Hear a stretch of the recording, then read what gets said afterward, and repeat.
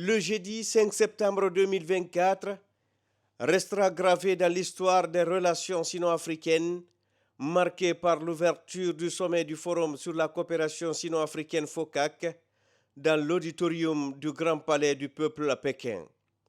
Dès les premières heures de la journée, les dirigeants africains accompagnés de leurs homologues chinois se sont rassemblés pour une photo de famille symbolique. Parmi eux, le président de la République, le général Mamadi Doumbouya, a capté l'attention par sa présence notable, vêtu du traditionnel pagne du Fouta, le lépi renforçant ainsi l'image du textile guinéen sur la scène internationale.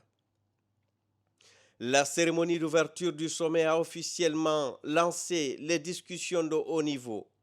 Là encore, le général Mamadi Doumbouya s'est distingué participant activement à cet événement solennel qui a réuni des chefs d'État et de gouvernement venus de tout le continent africain.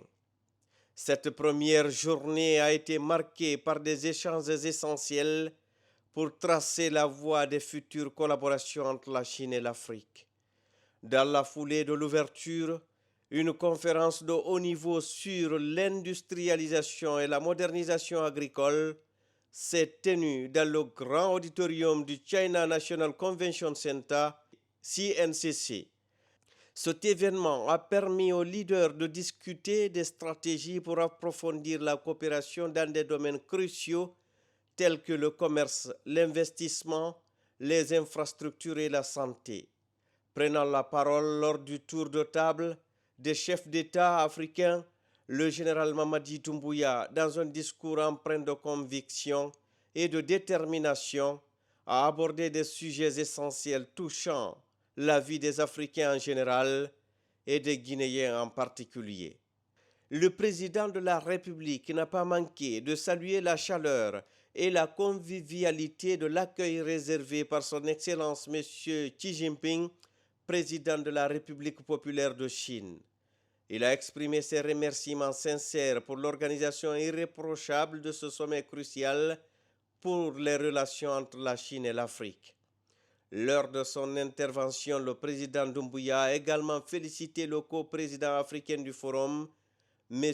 Bassirou Diomaye Faye, pour la qualité des échanges stratégiques, lesquels ont contribué à renforcer la coopération dans un esprit de partenariat gagnant-gagnant. Dans ce cadre, la Guinée a transmis ses salutations fraternelles, réitérant l'amitié profonde qui lie son peuple à celui de la Chine. Au cœur des discussions de cette édition du FOCAC, la République de Guinée a mis en avant son ambitieux projet de développement Simandou 2040.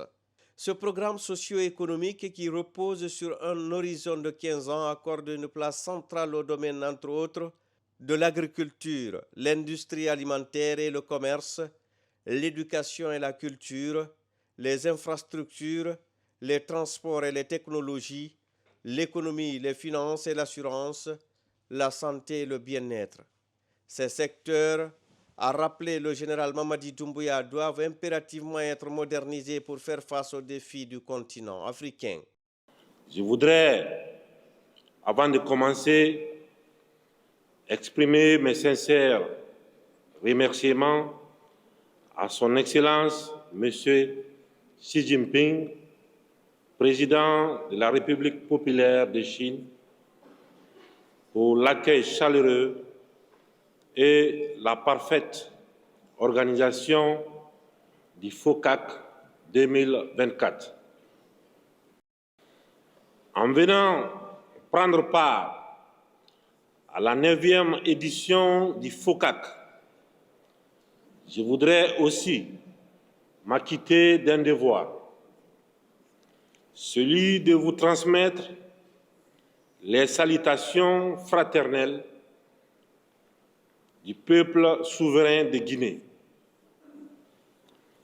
Notre continent est confronté à des défis parmi lesquels la modernisation de l'industrie alimentaire et la valorisation de la culture qui doivent être au centre du programme de développement.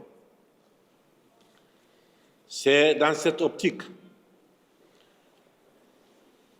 que dans la construction de notre programme de développement socio-économique appelé Simandou 2040, pour sa phase des 15 prochaines années, nous avons placé au centre de nos préoccupations l'agriculture,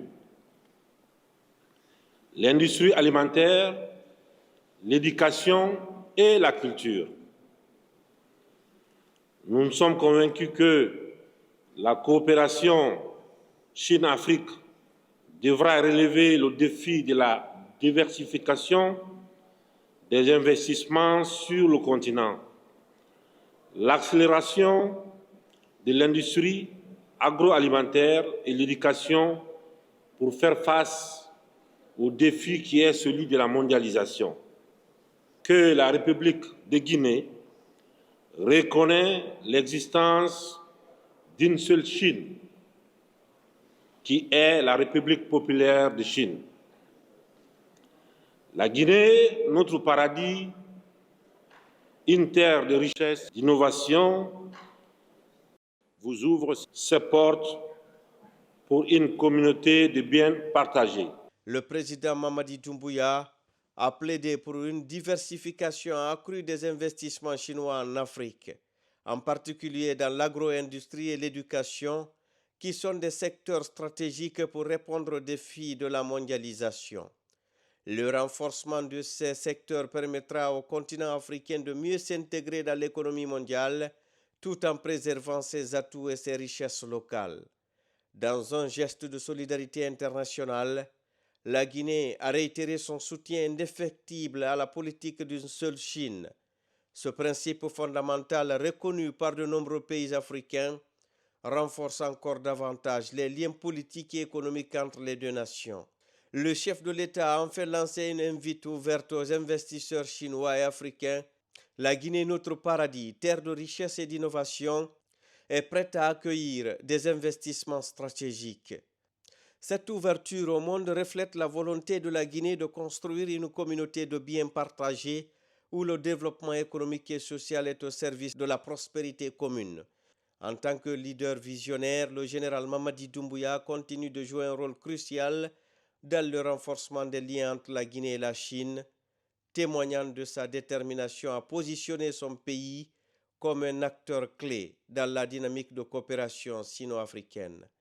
Ce sommet représente une étape importante dans la réalisation de la vision du président de la République, le général Mamadi Doumbouya, pour une Guinée industrialisée et moderne au cœur d'un continent africain en pleine émergence.